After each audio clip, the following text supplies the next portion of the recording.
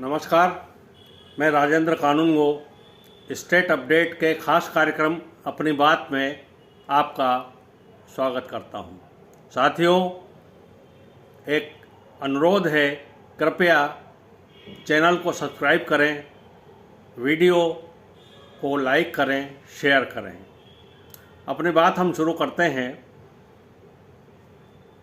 चुनाव की घोषणा हो चुकी है, उपचुनावों की घोषणा हो चुकी है, जिसमें मध्य प्रदेश में जो एक खाली सीट है, राजेंद्र भारती जो विधायक थे कांग्रेस के, उनके चुनाव को अवैध कर घोषित किए जाने से वो दतिया सीट जो है वो खाली हुई है।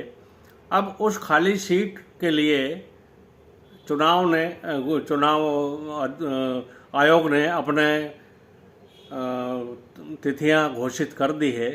30 जुलाई को चुनाव होना है, मतदान होना है और 3 अगस्त को उस मतदान के परिणाम घोषित हो जाएंगे।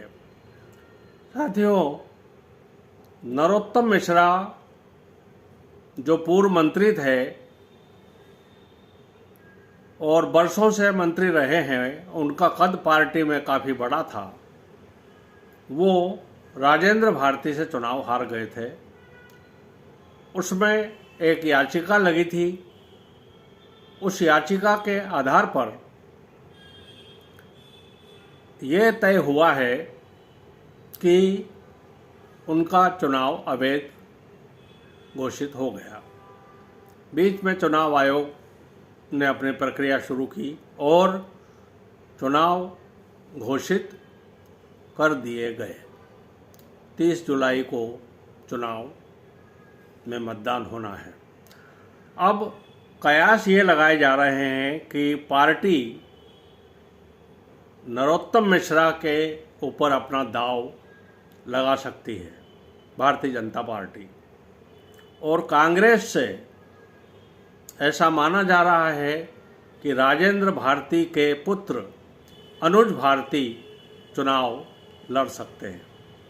इसके अलावा भी निर्दलीय या और कोई दल के लोग सामने आ सकते हैं जो यह चुनाव लड़ने की और चुनाव को जीतने की, विधायक बनने की, विधानसभा में आने की पूरी कोशिश करेंगे। अब यहाँ पर अभी सिर्फ बातें हवा में हैं। क्या इस बात पर प्रश्न चिन्ह तो नहीं लग जाएगा कि नरोत्तम मिश्रा जी को चुनाव का टिकट भारतीय जनता पार्टी देती है अथवा कोई नया उम्मीदवार चुनाव में उतारती है? इसी प्रकार कांग्रेस की यदि हम बात करें तो क्या कांग्रेस पार्टी राजेंद्र भारती के सुपुत्र अनुज भारती को टिकट देकर दाव खेल सकती है? अब ये बहुत सारी बातें हैं जिन पर सबकी नज़र टिकी हुई है। अब ये नज़रें ये बताएंगी कि भविष्य में दतिया विधानसभा से कौन माननीय सदस्य बन करके और विधानसभा में पहुंचता है। नरोत्तम मिश्रा के ऊपर दाव लगाने से निश्चित रूप से भारतीय जनता पार्टी को यह लाभ हो सकता है कि वो चुनाव जीतकर अपना एक विधायक और विधानसभा में पहुंचा सकती है। इतना भी तय है कि नरोत्तम मिश्रा यदि चुनाव जीत करके भारतीय जनता पार्टी की तरफ से विधानसभा में पहुंचते हैं तो उनका मंत्री बनना भी तय है। इन सब बातों के बीच में एक बात और सामने खड़ी होकर के आ रही है कि केंद्र और मध्य प्रदेश की सरकारें या कहें केंद्र में प्रधानमंत्री, मध्य प्रदेश में मुख्यमंत्री, दोनों किसी न किसी कारण से डिफेम होते जा रहे हैं। रामलला के मंदिर का चंदा कहो, चढ़ोतरी कहो, उसमें जो बदनामी हो रही है भारतीय जनता पार्टी की, उससे प्रधानमंत्री काफ़ी चिंतित दिखाई देते हैं।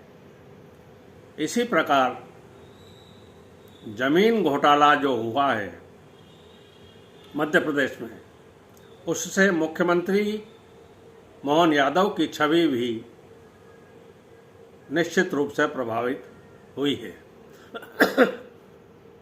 अब इन दोनों बातों को यदि जोड़कर देखें तो ऐसा लगता है कि राजनीति में कुछ नया होने जा रहा है, चाहे केंद्र हो या राज्य हो। इसमें ये हो सकता है कि केंद्र सरकार लोगों का ध्यान आकर्षित करने के लिए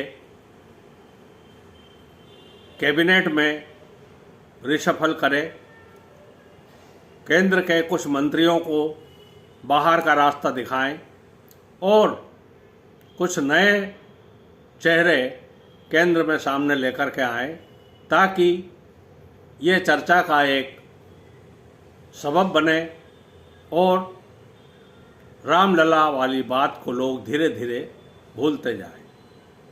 इसी प्रकार मध्य प्रदेश में भी यदि रिशफल होता है तो कुछ मंत्री निकाले जा सकते हैं, बाहर का रास्ता उनको दिखाया जा सकता है। रिपोर्ट कार्ड तैयार हो चुके हैं ऐसा बताया जाता है। तो उसके बाद कुछ नए मंत्री शपथ ले सकते हैं और यदि नरोत्तम मिश्रा चुनाव जीत करके आ गए तो निश्चित रूप से उनको मंत्री पद से नवाजा जाएगा।